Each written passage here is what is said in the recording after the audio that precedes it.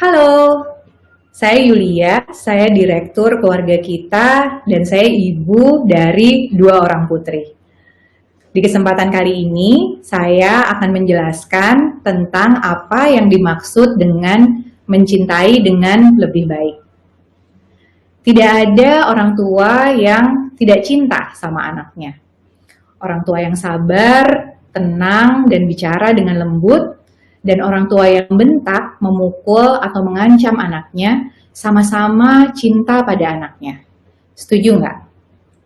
Tapi ada cinta yang berbahaya, yaitu cinta yang tidak didasari oleh kebutuhan anak, dan hanya mengikuti kemauan atau emosi orang tua semata. Yang orang tua dan anak butuhkan adalah mencintai dengan lebih baik. Bagaimana caranya? Yuk sama-sama kita lihat panduan prinsip cinta agar mudah diingat setiap huruf dari kata cinta memberikan panduan bagi kita untuk menjalani pengasuhan seumur hidup. Jangan lupa, tidak ada orang tua yang sempurna. Tapi ingat juga, salah satu keistimewaan menjadi orang tua adalah kita selalu punya kesempatan kedua, ketiga, bahkan seterusnya. Yuk, mari kita memulai mencintai dengan lebih baik dari sini.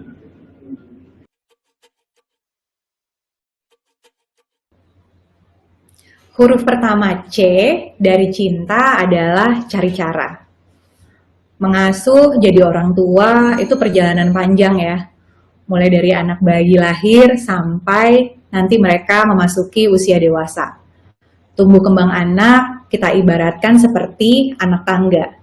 Di tiap anak tangga ada tantangan dan masalah yang berbeda-beda. Di anak tangga awal pas baru-baru jadi orang tua, kita semangat dan energinya besar sekali. Lalu anak bertambah usia, bertambah juga tantangannya. Beda lagi masalah dan kesulitannya. Apa sih yang paling berat untuk orang tua? Yang paling berat adalah menerima kenyataan bahwa masalah, tantangan, dan kesulitan itu akan datang dan pergi seiring dengan bertambahnya usia anak. Dan juga bertambahnya usia kita. Apa ada keluarga yang gak pernah dapat masalah sama sekali? Kayaknya gak ada deh. Tapi, apa sih yang bisa kita lakukan pas kita menapaki tiap anak tangga itu? Cari cara. Cari cara adalah bukti cinta. Percaya bahwa kita bisa selalu cari cara atas semua masalah yang kita hadapi. Nggak akan selalu berhasil, pasti seringkali gagal juga. Kedengarannya melelahkan ya. Nggak kok, masalah memang selalu ada. Tapi karena kita selalu cari cara dan tidak lari atau menghindari masalah, lama-lama kita juga makin mahir dalam cari cara itu. Nah, gimana sih penerapan cari cara dalam keseharian? Coba ya, kita lihat situasi berikut ini. Anak bosan dan ingin main HP atau main gadget. Situasi ini sering kita hadapi sehari-hari. Anak merasa tidak punya alternatif pilihan main yang lebih menyenangkan daripada mainin HP-nya. Bagaimana respon orang tua yang cari cara dan bagaimana respon orang tua yang tidak cari cara? Orang tua yang cari cara mendampingi anak mengatasi masalah yang dihadapinya dan fokus pada tujuan jangka panjang. Kalau dia bisa mengatasi kebosanannya ini, dia nanti juga bisa mengatasi masalah-masalah lainnya. Orang tua yang tidak cari cara memberikan apa yang anak inginkan dan mengambil jalan pintas. Ya udah deh, biar cepet kasih aja HP-nya. Yang kemudian akan berdampak negatif pada tujuan jangka panjang, yaitu anak yang bisa mengatasi masalahnya. Tentu hal ini nggak mudah ya, tapi bener kok, ini sangat layak untuk diusahakan. Jadi sekali lagi, mari kita praktikkan C, yaitu cari cara.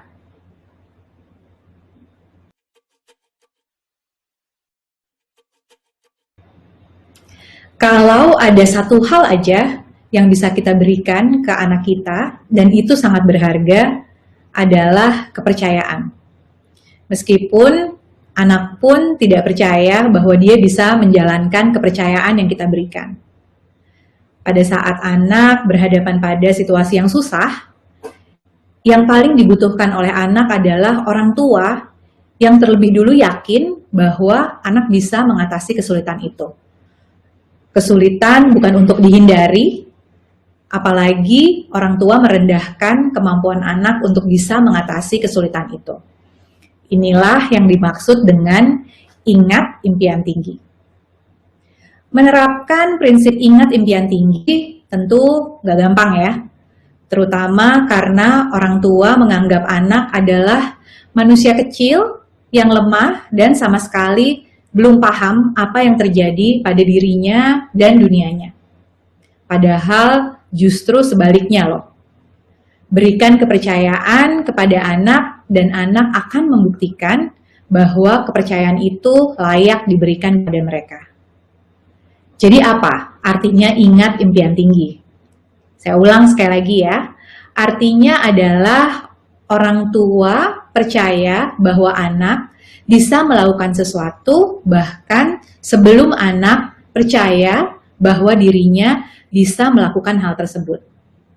Nah, bagaimana menerapkan ingat impian tinggi dalam keseharian? Mari kita lihat situasi ini. Anak bosan dan pengen main HP atau main gadget. Situasi seperti ini sangat menggoda kita sebagai orang tua untuk satu, kasihan sama anak. Udahlah, kasih aja.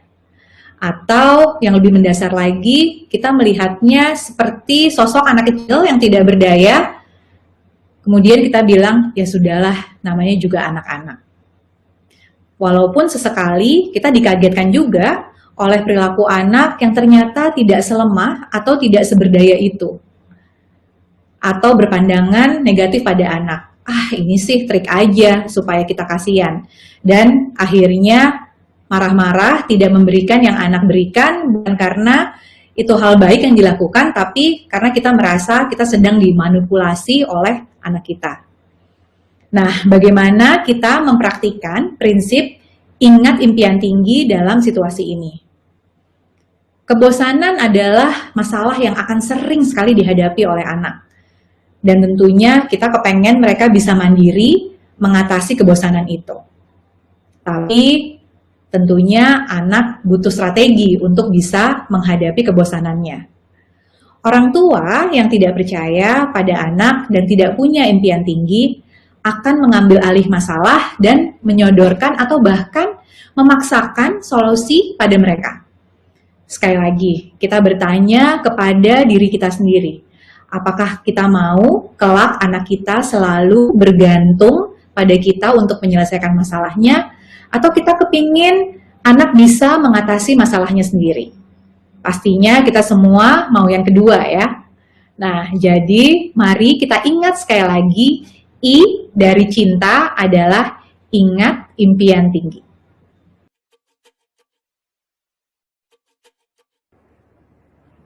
Jadi orang tua adalah pengalaman yang emosional.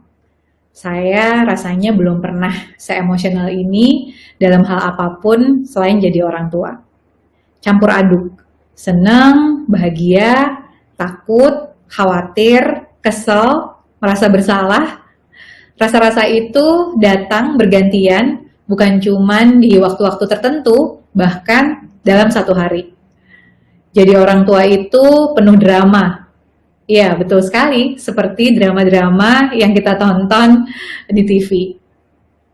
Kenyataannya, hidup dalam drama dan emosi yang tak terkendali tentunya melelahkan ya. Dan yang terpenting adalah anak butuh figur orang tua yang bisa mengelola drama dan emosinya. Susah, betul sekali. Tapi keterampilan mengelola drama dan emosi adalah keterampilan kunci yang akan memengaruhi diri kita sebagai orang tua dan terlebih lagi memengaruhi anak-anak kita. Ibaratnya nih, kalau ada satu hal aja yang harus bisa orang tua lakukan, dengan percaya diri saya akan bilang orang tua perlu mahir dan terampil mengelola emosi, dan itu akan cukup untuk jadi modal awal mengasuh seumur hidup. Nerima tanpa drama apa artinya? Artinya segala masalah, kesulitan, dan tantangan akan bisa diatasi jika diawali dengan menerima situasi, kondisi, kenyataan yang ada di hadapan kita. Diri kita yang tidak sempurna, anak kita yang tidak sempurna, keluarga kita yang tidak sempurna. Mari kita nerima tanpa drama. Nah, bagaimana mempraktikkan nerima tanpa drama dalam keseharian? Coba kita lihat lagi ya situasinya. Anak tantrum karena tidak boleh main HP atau gadget. Kita pernah ada di situasi seperti ini, di mana anak marah karena tidak mendapatkan apa yang ia inginkan. Pertanyaan utamanya, wajar nggak anak kecewa karena dia tidak mendapatkan yang dia mau? Betul, tentu sangat wajar. Kita pun sama ya, kita pasti akan kecewa kalau kita tidak mendapatkan apa yang kita inginkan. Tapi apa yang membedakan anak dan orang tua? Anak masih belajar mengolah rasa yang ia rasakan, sementara kita sebagai orang tua sudah memiliki kematangan emosi. Kenyataannya tetap nggak gampang buat orang tua bersikap tenang saat mengalami hal-hal itu. Sementara yang dibutuhkan anak sebelum ia dapat menenangkan dirinya adalah orang tua yang menunjukkan sikap yang tenang juga. Salah satu pelajaran terbesar jadi orang tua adalah kenyataan bahwa kita tidak tahu akan berhadapan dengan situasi apa. Mendapatkan anak dengan sifat yang seperti apa, kita juga nggak tahu, dan hal-hal lainnya yang nggak bisa kita prediksi dan tidak bisa kita kontrol. Kuncinya adalah nerima tanpa drama. Diawali dengan menerima, selanjutnya kita bisa mengatasi masalah yang kita hadapi. Jadi sekali lagi, N dari cinta adalah nerima tanpa drama.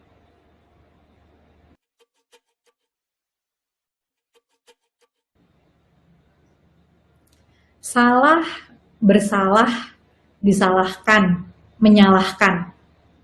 Hal-hal yang sering muncul di pikiran kita atau sering kita ucapkan. Bukan pada orang lain, tapi justru pada diri kita sendiri. Jadi orang tua gak ada sekolahnya. Kita seperti kecemplung ke dalam situasi yang kita tidak tahu medannya apa. Meskipun kita pernah jadi anak dan melihat bagaimana orang tua kita dulu membesarkan kita, tapi tetap saat kita menjalaninya terasa semuanya mulai dari nol lagi. Wajar kan seseorang yang memulai sesuatu dari nol melakukan kesalahan? Tentunya wajar. Kita dan anak kita sepanjang hidup akan banyak sekali melakukan kesalahan. Apa sisi positifnya?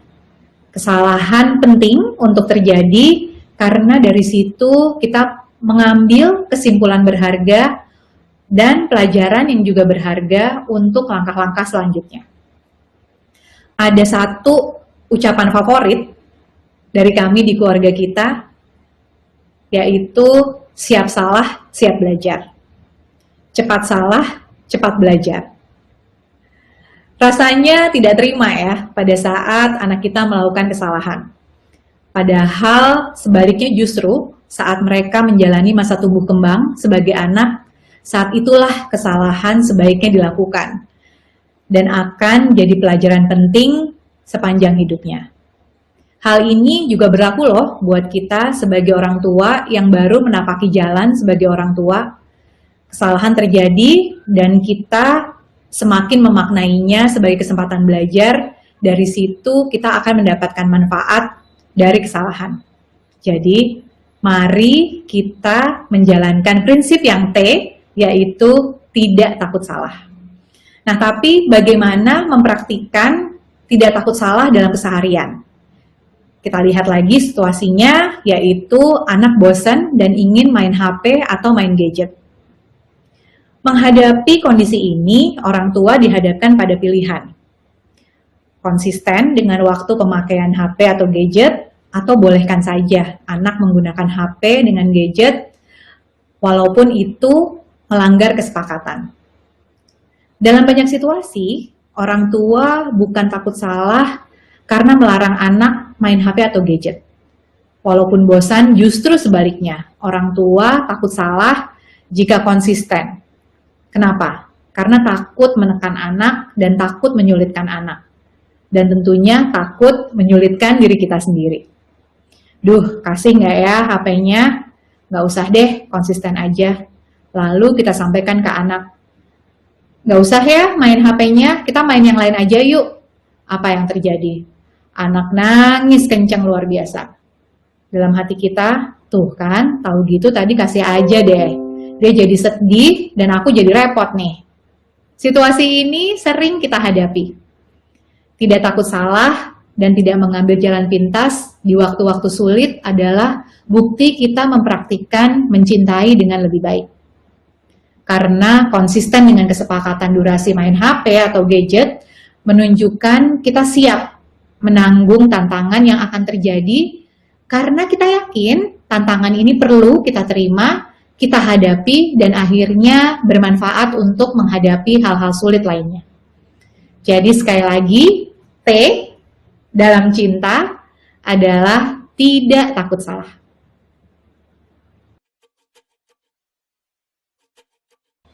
Jadi orang tua itu membahagiakan. Setuju atau enggak? Ada yang enggak? Kerasanya lebih banyak capeknya ya? Capek iya, tapi enggak membahagiakan dan enggak menyenangkan, tentunya enggak benar dong. Kalau direfleksikan, banyak benernya bahwa jadi orang tua itu bukan sekedar tanggung jawabnya besar, hari-hari yang penuh tantangan, malam-malam yang penuh dengan begadang, tapi juga hati yang hangat, momen-momen yang membahagiakan, momen-momen yang spesial, dan lain-lain. Tapi memang untuk merasakan itu ada syaratnya, yaitu banyakin interaksi serunya, banyakin humor, dan banyakin candanya. Sebagai orang tua, seringkali kita fokus pada rutinitas sehari-hari, sampai lupa bahwa anak kita dan kita sendiri bukan cuma butuh makan, mandi, tidur, tapi juga butuh main dan butuh ketawa yang banyak.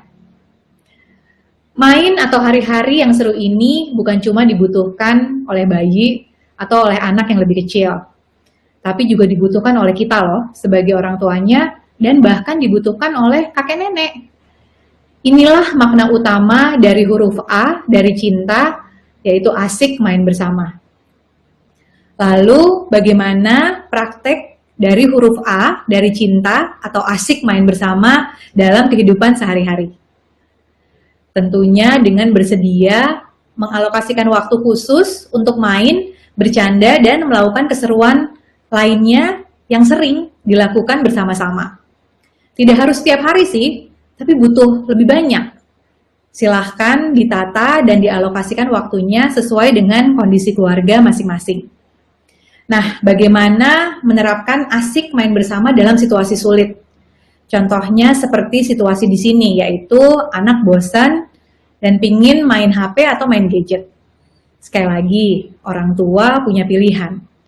Apakah mau menggunakan momen ini untuk mempraktikkan asik main bersama, tapi mengorbankan waktu untuk mengerjakan hal lainnya, atau konsisten tidak membolehkan anak main HP atau gadget, tapi juga tidak bersedia menemani anak mengatasi kebosanannya? Mari pilih yang sesuai dengan prinsip asik main bersama. Anak butuh kita, dan kita pun butuh main, butuh canda, butuh keseruan bersama. Yuk, ubah situasi susah ini jadi momen-momen seru. Jadi, sekali lagi, A dalam kata cinta adalah asik main bersama.